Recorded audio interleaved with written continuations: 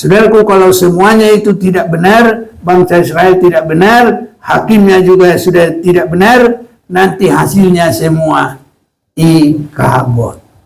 Tahu artinya ikabot tadi? Hilang kemuliaan Tuhan. Jatuh, saudaraku.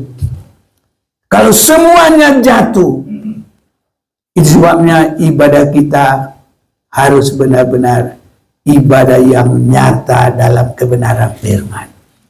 Sampai orang bisa melihat kita, saudaraku. Karena ada hadirat Tuhan dalam kita, orang bisa kagum dan tertarik. Haleluya, saudaraku. Bisakah kita jemaat Maranatha, saudaraku? Semoga Tuhan tolong kita ya, berserah kepada Tuhan dengan sungguh-sungguh. Jadi ibadah kita harus ibadah yang nyata, terus mengasihi Tuhan, terus berjuang, mulai dari awal sampai segenap hati, segenap jiwa, segenap akal budi, apalagi segenap kekuatan. Haleluya. Pujilah Tuhan kita yang maha baik, yang maha pemurah. Di dalam nama Tuhan kita, Tuhan Yesus Kristus, kalau kita boleh datang kepada Tuhan saat ini beribadah, ini semua hanya karena kemurahan, kebaikan Tuhan, saudara-saudaraku, dan juga bagian yang dari kita, kita sudah bergumul, berusaha mulai mengutamakan Tuhan melebihi dari segala sesuatu, walaupun ini belum sampai kepada merupakan perjuangan yang terakhir. Dan pada puncaknya, saudaraku, kita harus mengutamakan Tuhan itu dari segala sesuatu pun. Kita harus mengasihi Dia dari segenap tenaga, segenap hati, segenap jiwa. Itu sebabnya kalau kita boleh datang beribadah, itu belum merupakan inti dari keseluruhan, itu baru permulaan.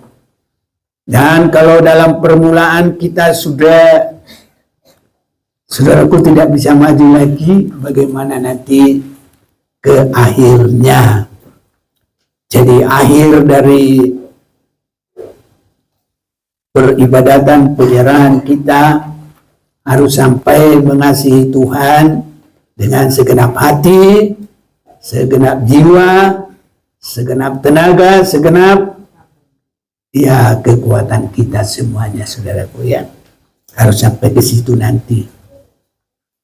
Saya juga bersyukur kepada Tuhan. Tuhan selalu beri kekuatan. Tidak gampang, saudaraku, harus menyampaikan firman itu. Ya, sebab kalau tidak boleh berkenan kepada Tuhan, kita bisa malah tambah sakit, saudaraku, diketawain sama iblis lagi, tidak disenangi oleh orang. Jadi bisa, saudaraku, kalau kita sudah tidak bergumul, tidak ada pertolongan Tuhan, tidak ada urapan Tuhan. Tapi apapun yang terjadi, saya belajar bergumul, saudaraku. Seperti sering sekali, bukan selalu semuanya keadaan sehat-sehat, tapi saya tidak mau ya artinya seperti apalah ya, nulis atau minta dikasihani, aku sakit, enggak, saudaraku. Selalu saya sembunyikan, ya, padahal saya sebenarnya bukan sehat.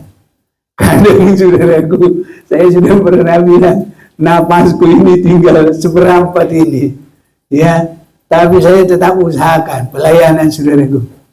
Waktu saya bilang begitu, ibu malah marah ke saya. Ya sudah, ayo kita ke dokter. Kami ke dokter, tanya dokter, dokter terangin apa yang saya katakan benar. Saya bukan bohong-bohongan. Nama saya tinggal seberapa saudaraku kerjaan jantung itu, tapi ya saya ya puji Tuhan sampai sekarang nggak pernah saya tidur aja nggak bisa ibadah. Saya terus, dan bukan hanya ibadah, saya terus melayani saudaraku, menyampaikan firman. Saya tidak usah wakilkan kalau saya ada di sini, kecuali kalau kita ke tempat lain. Karena apa yang saya perhatikan di sini belum merupakan segenap hati, segenap tenaga, segenap jiwa, segenap kehidupan kita. Dan saudara-saudaraku, itu harus kita pergumulkan dan harus semakin nyata, semakin menjadi kesaksian kita. Sebab kalau tidak begitu, saudara-saudaraku, kita menjadi bahan tertawaan dari musuh-musuh, yang terutama adalah pekerjaan setan, pekerjaan iblis. Saya mau mengajak kita membaca firman Tuhan dari kitab Samuel.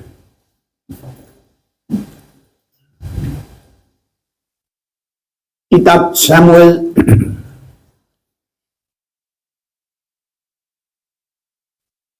pasal yang keempat.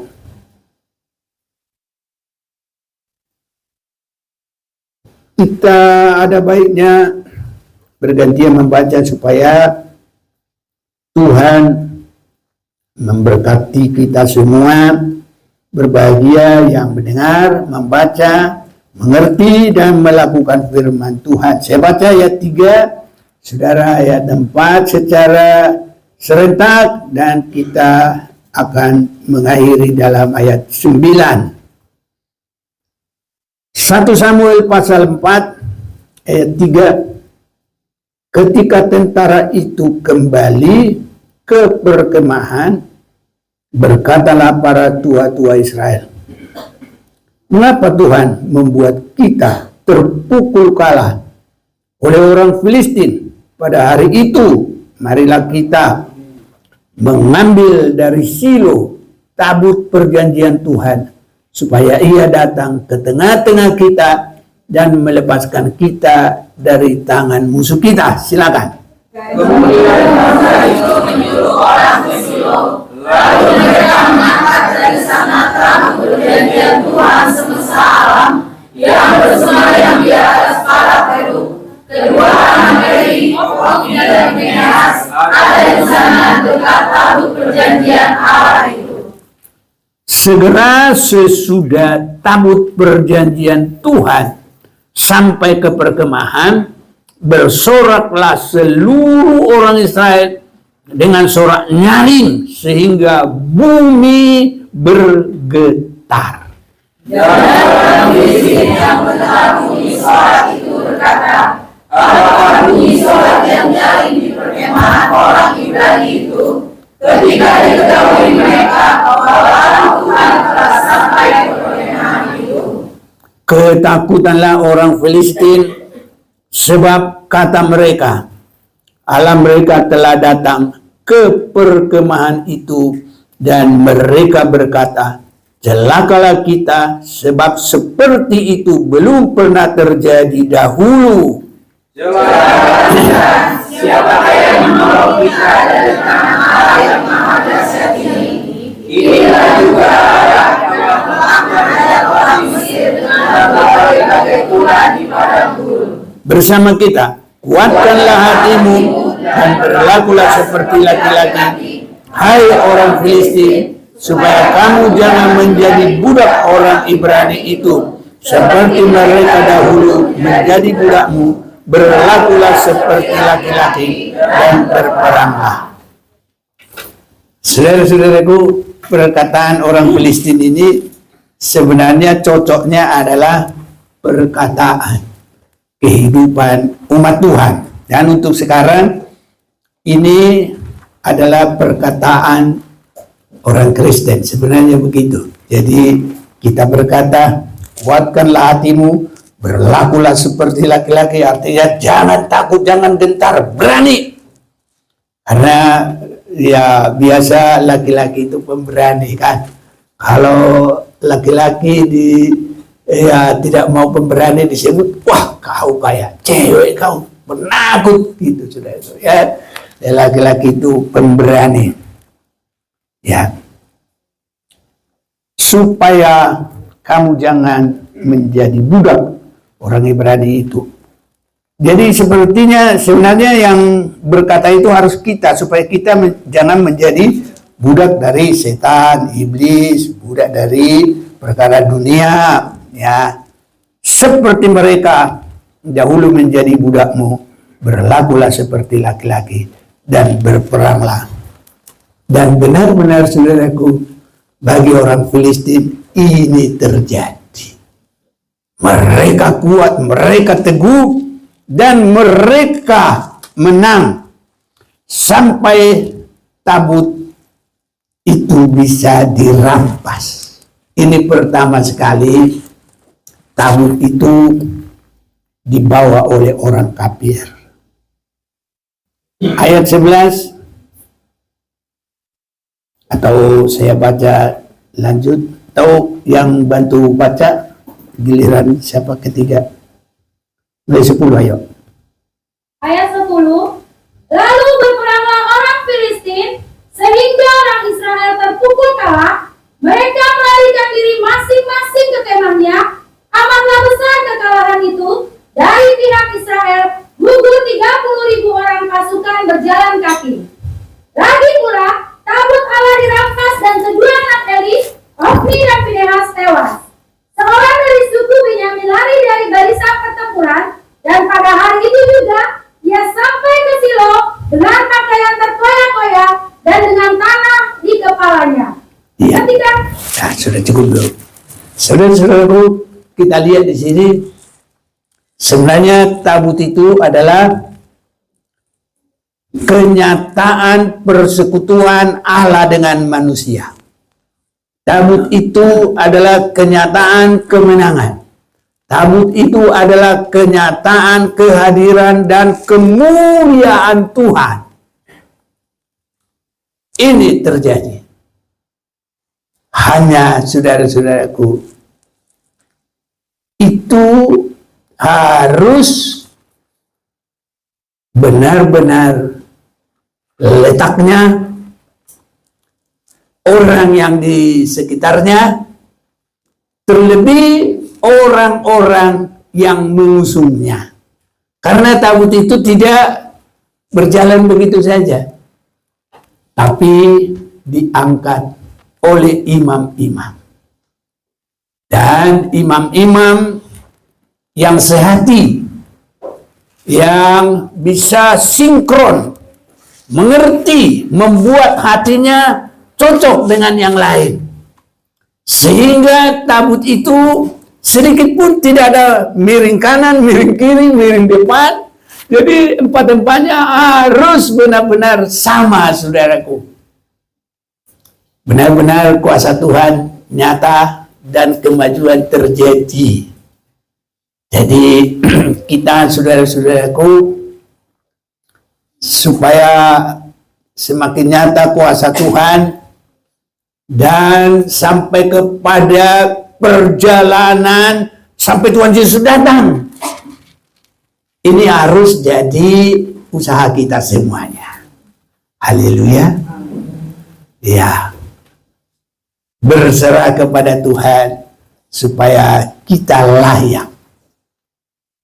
Bangsa Israel, mereka sudah mulai memberi kupingnya bukan lagi kepada Tuhan.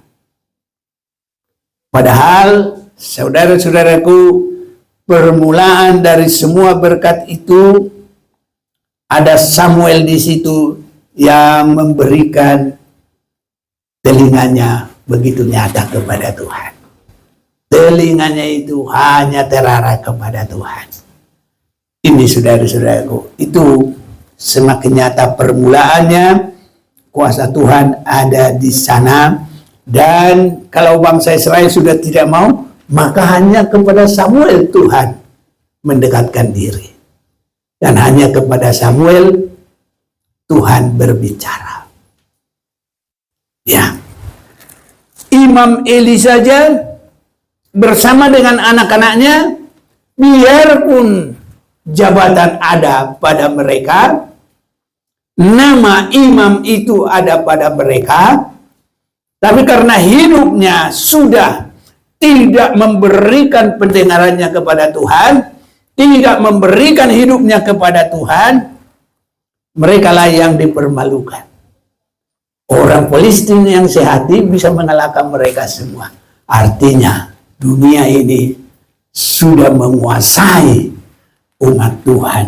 Dan itulah yang terjadi di akhir zaman sebelum Tuhan Yesus datang. Tapi bagi kita, kita adalah garam dunia. Kita adalah terang dunia. Kiranya Tuhan tolong kita di situ, saudaraku. Ya, selalu hidup benar. Sekarang ini banyak orang yang penting ke gereja. Banyak orang yang penting ya bergereja. Saudara-saudaraku, kalau tidak benar-benar memberi hatinya kepada Tuhan, yang berjalan dalam kemajuan, itu nanti mereka akan mendapat malu. Sebenarnya bahwa tabut itu adalah Allah menyatakan kemuliaannya, kuasanya, pertolongannya, semua yang tidak bisa dilakukan oleh bumi ini, oleh setan sekalipun. Tapi itu akan hilang, saudaraku. Itu sebabnya biar ibadah kita semakin bersungguh-sungguh. Kita semakin memberi hati kita kepada Tuhan. Saudara-saudara yang kasih, kalau tadi disinggung sedikit ya yang kami lihat di sana. Cuma kalau saya sih nggak harus begitu, nanti kalau kelewatan jadi pendetanya dikultuskan. Nah, kalau pendetanya tidak benar-benar dalam tulus lagi, nanti dia jadi sombong juga. Ya, jadi kalau saya lihat juga, saya bukan ngatainnya. Ya, pendetanya bisa terlambat 1 jam loh. Makanya saya usahakan nggak pernah saya mau terlambat. Jadi kalau dia datang langsung semua berdiri. Nah, ini dan salam satu-satu itu pendetanya. Saya nggak usah harus begitu, saudaraku. Yang penting kita harus benar-benar terarah mendengar firman. Itu yang terutama kalau saya. Kalau saya yang harus dihormat begitu, itu jasmani. Bukan begitu. Kalaupun dibuat begitu, ya tapi kalau tidak didengarin, itu. Makanya Samuel itu sangat baik, saudaraku, pendengarannya. Sampai sepertinya Tuhan berbicara 1 kali, tapi sepertinya Samuel itu mendengar 3 kali. Karena kesembuhannya itu, baik pendengarannya itu. Daripada 10 kali disampaikan, sekali aja nggak pernah diperhatikan. Sayang, saudaraku, rugi. Kiranya jangan seperti itu. Itu sebabnya kalau kita perhatikan, saudaraku, berkat itu ada pada Samuel. Dia selalu mendengar dengan baik. Jadi kalau kita baca pasal 3 mulai 1, itu Samuel mendengar suara Tuhan dengan begitu tajam pendengarannya. Dan dia, saudara-saudaraku, mendengar firman Tuhan itu tidak hanya sesuka dia, tapi semua firman Tuhan dia dengar. Kiranya kita nanti semakin begitu, saudaraku. Ya, pasal 3 saya mau baca 19. Dan Samuel makin besar dan Tuhan menyertai dia, dan tidak ada satupun dari firman-Nya itu yang dibiarkannya gugur. Karena dia baik, karena semua diperoleh. Jadi istilahnya kalau sekarang pakai komputer tambah enak, saudaraku. Sebab kalau kita pas nggak nangkap, bisa diulang lagi, dibawa lagi ke belakang. Jadi kita tahu lagi ya. Mau berapa kali kita ulang boleh, saudaraku. Tapi kalau Samuel ini enggak. Semua walaupun manual tapi terus enggak ada pakai diulang. Tapi firman Tuhan berkata, dan semua firman Tuhan itu yang tidak ya itu yang dibiarkannya gugur, tidak ya satu pun dari firman-Nya itu yang dibiarkannya gugur. Jadi semua bisa dimengerti, semua bisa dicerna, semua bisa ditangkap, dan tidak ada satupun yang kelewatan. Itu artinya. Haleluya, saudaraku. Nah, jemaat yang diberkati Tuhan adalah sekolah mendengar yang baik. Nanti kalau kita lihat dalam kitab yang terakhir, kitab Wahyu, seleksi orang-orang yang diberkati dari 7 jemaat harus memiliki pendengaran yang baik. Haleluya, saudaraku. Sampai 7 kali di situ. Siapa yang bertelinga hendaklah ia mendengar. Dan siapa yang mendengar, kalau dia melakukan, dia yang keberkatan. Haleluya. Ini saudara-saudaraku. Itu sebabnya, saudaraku, dalam Yakobus dikatakan tidak baik kalau semua jadi guru. Ya, kalau dia memang guru, ya guru. Ya, bolehlah kita baca. Biar Tuhan tolong kita jadi jemaat yang diberkati oleh Tuhan. Wahyu pasal yang ketiga. Tadi Yakobus ya. Yakobus pasal yang ketiga.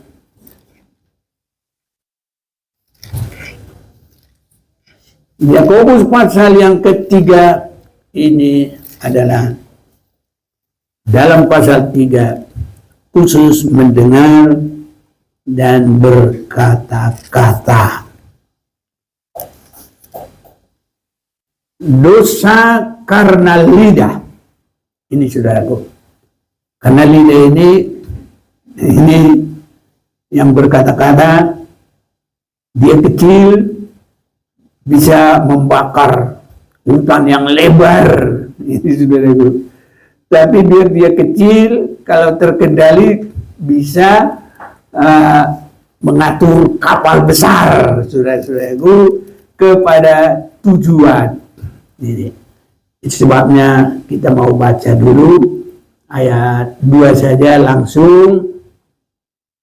Sebab kita semua bersalah dalam banyak hal, barang siapa tidak bersalah dalam perkataannya, ia adalah orang sempurna yang dapat juga mengendalikan seluruh tubuhnya. Kenapa kita harus memperhatikan ini?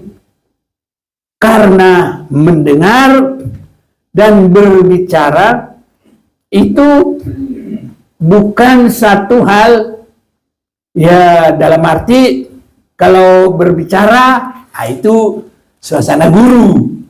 Benar begini? Kalau mendengar adalah murid. Jadi kalau dua-dua, dia guru, dia murid. Ya, dia berbicara kepada dia. Gak sinkron, saudaraku. Nah, itu sebabnya kalau kita lanjutkan, ya siapa yang bantu baca ayat 4 selanjutnya? Dan lihat saja kapal-kapal, walaupun amat besar dan digerakkan oleh angin keras, namun dapat dikendalikan oleh kemudi yang amat kecil menurut kehendak jurumudi. Demikian juga lidah, walaupun suatu anggota kecil dari tubuh, namun dapat memegahkan perkara-perkara yang besar. Lihatlah, betapapun kecilnya api, ia dapat membakar hutan yang besar. Lidah pun adalah api, ia merupakan suatu dunia kejahatan dan mengambil tempat di antara anggota-anggota tubuh kita sebagai sesuatu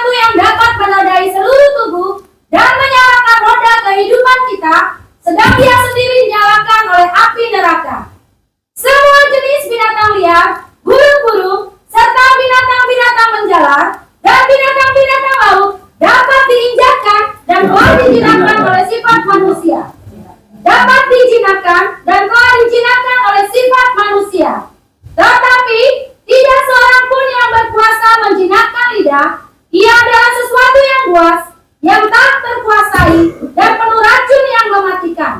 Dengan lidah kita memuji Tuhan Bapa kita, dan dengan lidah kita mengutuk manusia yang diciptakan menurut rupa Allah. Dari mulut yang satu keluar berkat dan kutuk. Hal ini, saudara-saudaraku, tidak boleh demikian terjadi. Adakah sumber memancarkan air tawar dan air pahit dari mata air yang sama? Saudara-saudaraku, adakah pohon ara dapat menghasilkan buah zaitun, dan adakah pohon anggur dapat menghasilkan buah ara? Demikian juga mata air asin tidak dapat mengeluarkan air tawar. Itu sebabnya, saudara-saudaraku, jemaat di akhir zaman yang diwakili oleh 7 jemaat di Wahyu, ya 4 jemaat di Wahyu pasal 2 dan 3 jemaat dalam Wahyu pasal 3. Jadi semuanya 4 dengan 3, 7. Semua 7 jemaat ini, saudaraku, diminta semua seperti Samuel suka mendengar, supaya diberkati, supaya tertolong, supaya bisa menang, supaya bisa siap bagi hari kedatangan Tuhan. Haleluya, saudaraku. Itu sebabnya kita harus melihat posisi yang sesungguhnya. Dalam pasal 3 ini, mulai ayat pertama, saudara-saudara, janganlah banyak orang di antara kamu mau menjadi guru. Ini saudaraku. Kalau memang dia guru, ya gurulah. Dan kalau dia guru, pakailah talenta itu dengan sebaik-baiknya. Tapi kalau dia bukan guru, jangan menjadi guru. Yang baik itu adalah pendengar. Seperti ya murid, seperti Samuel, dan juga seperti ya Maria yang memilih yang terbaik. Maria memilih yang terbaik, duduk terus di kaki Tuhan, terus mendengar. Iya, ini saudaraku, itu yang terbaik. Marta, kau sibuk, tapi mulutmu jadi guru. Artinya, kata Tuhan. Haleluya. Ini menunjukkan nanti sikap tergembala. Karena ya domba-domba itu mendengar suara dan mengikut. Haleluya. Kalau sudah mulai bersuara, waduh, berantem dulu, ribut dulu. Nah, ini saudara, posisi yang sesungguhnya. Itu sebabnya yang terbaik itu adalah seperti Maria, mengambil posisi di kaki Tuhan dan terus mendengar perkataannya. Siapa ingat di Lukas 10? Boleh kita baca biar dimeteraikan, sehingga benar-benar kita diberkati Tuhan. Ada kabut tidak bisa berangkat dari kita, ada kemuliaan Tuhan, ada kuasa Tuhan, ada bukti daripada penyertaan Tuhan, ada bukti Tuhan bersama kita. Sidang jemaat Maranatha di situ, saudaraku. Lukas pasal 10 itu ya, judulnya adalah Marta dan Maria dan Marta. Ketika Yesus dan murid-muridnya dalam perjalanan, tibalah ia di sebuah kampung. Seorang perempuan yang bernama Marta menerima dia di rumahnya. Perempuan itu mempunyai seorang saudara yang bernama Maria. Ini saudaraku, Maria ini duduk dengan dekat kaki Tuhan dan terus. Nah, jadi kalau terus mendengar, saudaraku, dia selalu posisi seperti Samuel, posisi murid, tak memakai mulut. tapi memakai telinga. Ini saudaraku. Kalau ini ada di dalam persekutuan nikah, persekutuan mana-mana. Saudaraku, pikiran cerdas, semuanya tindakan baik, semuanya penuh kasih, tidak akan terjadi perbantah-bantahan. Kalau semua diam, mana ada persoalan? Ya, saudaraku, kalau di hati, ya udah nanti ngadem sebentar, ya keluar, ngadem, sudah dingin, udah aman lagi. Tapi jangan ulang lagi. Ini saudara buktinya orang nggak bisa aman, sudah selesai, dia udah tenang, tadi diulang lagi, ribut lagi, diulang lagi, ribut lagi. Biasanya begitu saudaraku. Kenapa sekarang Indonesia kan ribut? Begitu saudaraku. Udah selesai mestinya ulang lagi, belum lagi, nggak puas lagi, nggak terima lagi, semuanya begitu. Tapi Maria ini saudaraku aman. Perempuan itu mempunyai seorang saudara yang bernama Maria. Maria ini duduk dekat kaki Tuhan. Jadi saudaraku, biar kita aman, diam, itu duduk di kaki Tuhan. Haleluya saudaraku. Kiranya Tuhan tolong kita. Dan terus mendengar perkataannya. Yesus sebagai guru, kalau dia jadi posisi murid, ya nggak pas juga. Dia harus berbicara. Karena guru itu kalau nggak berbicara, repot saudaraku. Guru saja yang bicaranya pelat, nggak bisa ditangkap, susah juga. Sama ada juga guru yang begitu saudaraku. Wah, ngomongnya juga kayak istilahnya orang bilang kumur-kumur, nggak jelas. Ya bagaimana nanti murid bisa pintar? Kenapa kalian satu kelas itu bodoh? Ya, gurunya menyampaikannya juga nggak jelas. Makanya saudaraku, kalau bangsa Israel itu mau berangkat, trompetnya harus jelas. Nah, ini trompet berangkat. Ada trompet berhenti. Ada semua saudaraku. Ada trompet bersiap-siap. Nah itu dari pembicaraan.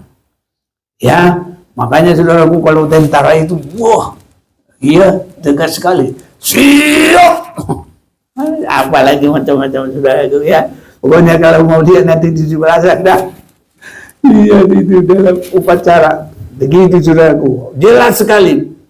Jadi guru memang harus jelas saudaraku. Dan dia tidak boleh diam. Kalau guru diam, ya sudah habis. Tapi kalau murid jadi begitu, nanti muridnya 40 semua ngobrol, nggak tahu lagi dah, kacau dari itu kelas. Sebabnya saudaraku, posisi harus mengambil seperti Maria. Kiranya Tuhan tolong kita. Amin. Ya, amin. Jadi kalau nanti sudah dapat posisi guru, jangan diam. Guru kalau diam, ya murid nanti nggak bisa ngapa-ngapain. Sedang Marta sibuk sekali melayani. Ia mendekati Yesus. Jadi sebenarnya kalau kita pikir, apalagi kalau orang yang buat senang-senang daging, ya senang lah. Bisa disediain kopi, disediain makanan, apalagi masakannya enak-enak ya kan. Ya kalau diam seperti Maria nggak ada makanan, kenapa? Tapi kalau dalam Tuhan, orang yang memberikan telinganya dengan baik, itu kesenangan yang terutama bagi Tuhan. Ini saudara-saudaraku. Walaupun ya ini apa yang disediakan Marta ini adalah baik, tapi itu baik untuk tubuh jasmani. Ini saudara-saudaraku yang kekasih. Jadi kalau orang yang senang hanya jasmani saja, cocoklah ini. Gak usah seperti Maria. Sebab kalau seperti Maria nanti dia nggak senang juga. Karena Maria itu yang dia mau adalah firman. Jadi kalau orang yang suka hanya keuntungan, Ya, yang dicari ya martalah. Kan bisa menyenangkan, bisa mendapatkan, bisa semuanya. Ya, saudara-saudaraku. Tapi biarpun bagaimana, kita harus yang menyenangkan Tuhan Yesus, sehingga Yesus juga senang, orang yang mendengar juga pasti diberkati, karena Tuhan berkata, ya, dalam yang ke-40, sedang Marta sibuk sekali melayani, ia mendekati Yesus dan berkata, Tuhan, tidakkah engkau peduli bahwa saudaraku membiarkan aku melayani seorang diri? Nah, serasanya dia sudah paling baik, saudara-saudaraku, ya. Suruhlah dia membantu aku. Dilibatkan lagi guru, menyuruh dia seperti, atau menyuruh Maria seperti Marta, supaya sama.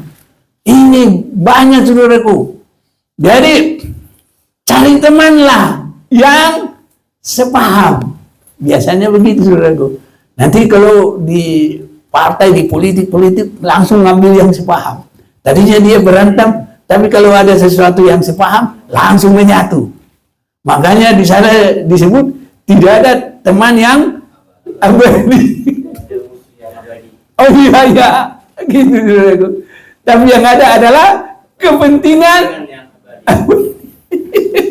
ini, saudaraku, gitu ini.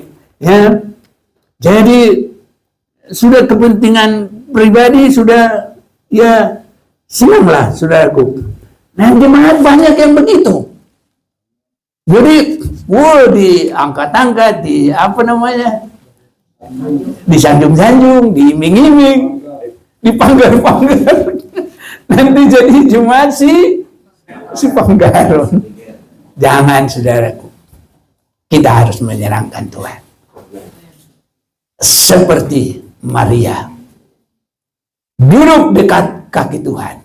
Haleluya. Jadi di belakang juga, jangan rebutan ke belakang. Di mana firman disampaikan harus dekat-dekat. Tapi kita usahakan, kalau memang sudah penuh, enggak, itu hanya bagaimanalah. Jadi termasuk kerinduan itu, kalau masih ada di depan, duduk aja di depan. Enggak ada, ini kursiku, ini kursi si Ano, enggak. Duduk, saudaraku. Itu termasuk bagian praktek. Jangan jauh-jauh, saudaraku. Jangan belakang-belakang. Tapi semua kok diberkati Tuhan.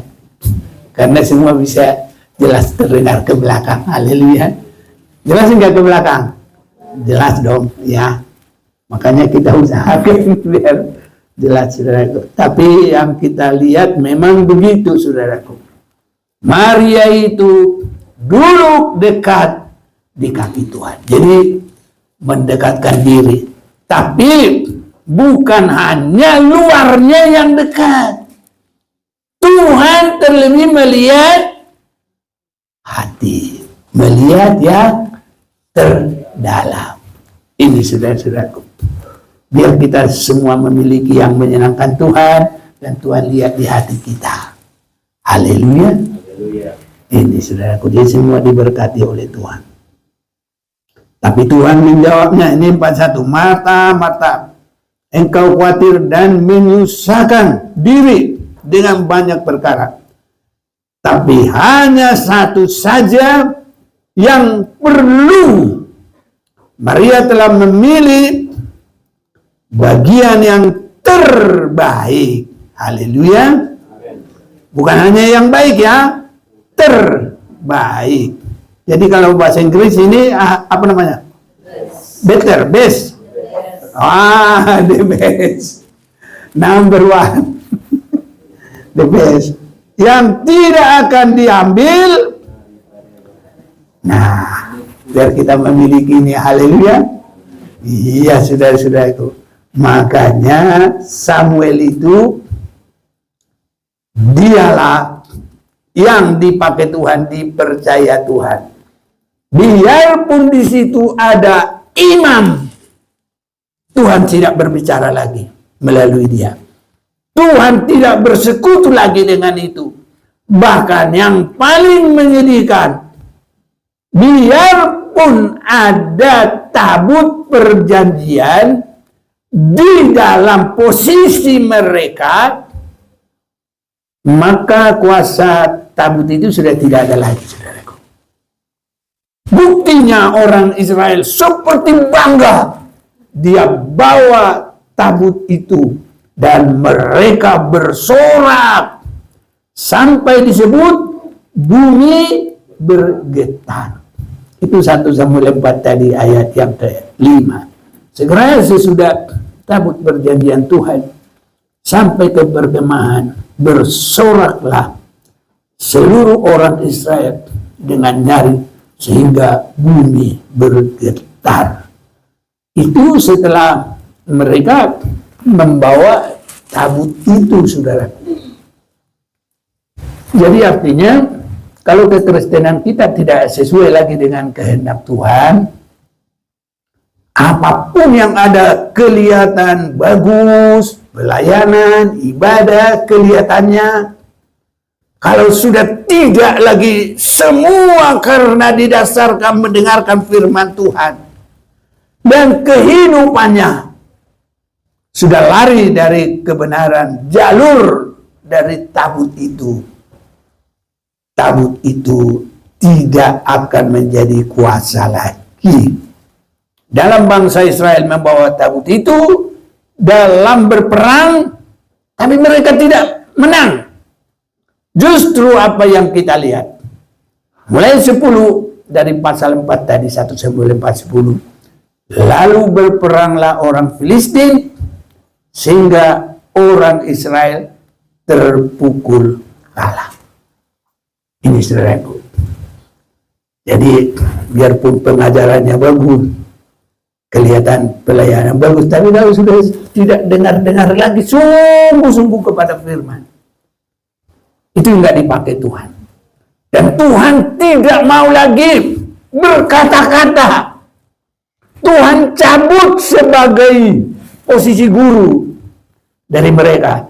Dan Tuhan tidak mau pakai lagi mereka sebagai dalam persekutuan guru dengan murid. Ditinggalkan dan mereka menjadi kalah. Sehingga disebut mereka melarikan diri masing-masing ke kemahnya. Amatlah besar kekalahan itu dari pihak Israel. Gugur 30.000 orang pasukan berjalan kaki. Padahal orang Israel itu bangsa kecil, tapi Rusia begitu banyak, gugur. Sudah habis, saudaraku. 11.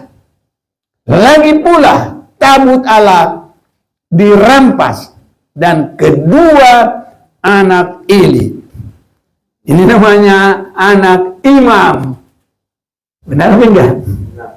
Iya, anak imam. Kalau enggak benar, saudaraku, pendengarannya dan menjadikan apa yang didengar itu fondasi hidup, kalah, saudaraku. Hofni dan Pinehas, apa tuh? Iya, tewas. Tapi kalau kita jangan ada yang tewas. Haleluya, saudaraku. Jangan ada yang tewas, mau siapapun. Pokoknya kita semua nanti ketemu di udara. Dan pertemuan yang manis dan bertemu dengan Yesus. Seorang pun dari suku ini sambungannya ya. Ya, seorang dari suku Benyamin lari dari barisan pertempuran dan pada hari itu juga ia sampai ke Silo dengan pakaian terkoyak-koyak dan dengan tanah di kepalanya. Silo itu adalah tempat Imam Eli. Ketika ia sampai, Eli sedang duduk di kursi di tepi jalan menunggu-nunggu. Jadi nunggu-nunggu kabar ini, saudaraku, ya. Sering sekali kalau menunggu-nunggu kabar itu, begitulah duduk. Sebab hatinya berdebar-debar. Wah, ini cemas kata Pak Selamat. Berdebar-debar. Bagaimana ya? Ya, Tapi kalau hidup benar di hadapan Tuhan, nggak usah pakai berdebar-debar. Kita tahu bersama Allah kita menang. Kalau Allah di pihak kita, siapa yang lawan kita? Haleluya. Ngapain berdebar-debar, saudaraku ya? Itu sebabnya harus seperti Maria, terus suka firman dan berusaha untuk hidup di dalamnya. Maka tidak ada keraguan-raguan. Sebab hatinya berdebar-debar karena takut Allah. Ini saudaraku, ketika orang itu masuk ke kota dan menceritakan kabar itu, berteriaklah ia ke seluruh kota itu. Ketika Eli mendengar bunyi teriakan itu, bertanyalah ia. Silakan bantu. Ketika Eli mendengar bunyi teriakan itu, bertanyalah ia, keributan apakah itu? Lalu bersegeralah orang itu mendapatkan Eli dan memberitahukannya kepadanya. Eli sudah 98 tahun umurnya dan matanya sudah bulat sehingga ia tidak dapat melihat lagi. Kata orang itu kepada Eli, aku datang dari medan pertempuran, baru hari ini aku melarikan diri dari medan pertempuran. Kata Eli, bagaimana keadaannya anakku? Jawab pembawa kabar itu, orang Israel melarikan diri dari hadapan orang Filistin. Kekalahan yang besar telah diderita oleh rakyat. Lagi pula kedua anakmu, Hofni dan Finehas telah tewas, dan tabut Allah sudah dirampas. Ya, sudah cukup sampai situ. Saudara-saudaraku, saat sekarang kita dipersiapkan untuk tidak ada gentar-gentar, tidak ada takut. Kalau kita seperti Maria, duduk selalu dekat kaki Tuhan, itu artinya ibadah harus menjadi sukacita kita dan mendengarkan firman Tuhan. Apapun itu, saudaraku, harus menjadi makanan bagi kita, sehingga seperti Samuel, sedikit pun firman itu tidak ada yang tercecer atau tidak ada yang gugur, ya, tidak ada yang tercecer, semua bisa tertampung. Saudaraku, kalau itu boleh terjadi, wah, pasti menang. Saya juga senang kalau kita masih terus nanti bersama-sama. Cuma ya, kalau umurnya siapa ini, kalau bisa melewati. Dia tadi umur berapa? 98. Kalau Tuhan kasih umur, tapi saya tidak mau seperti nasibnya dia. Semua kita ada seperti di kaki Tuhan, saudara-saudaraku. Jadi justru nanti kalau Tuhan kasih umur sampai dia datang, bersama kita siap bagi hari kedatangan Tuhan. Ini saya senang, saudara-saudaraku. Jadi jangan seperti Eli ini. Nah, kalau lanjut dia gimana, dia coba lanjut. Ketika disebut tabut Allah itu, jatuhlah Eli terlentang dari kursi di sebelah pintu gerbang, batang lehernya patah dan ia mati.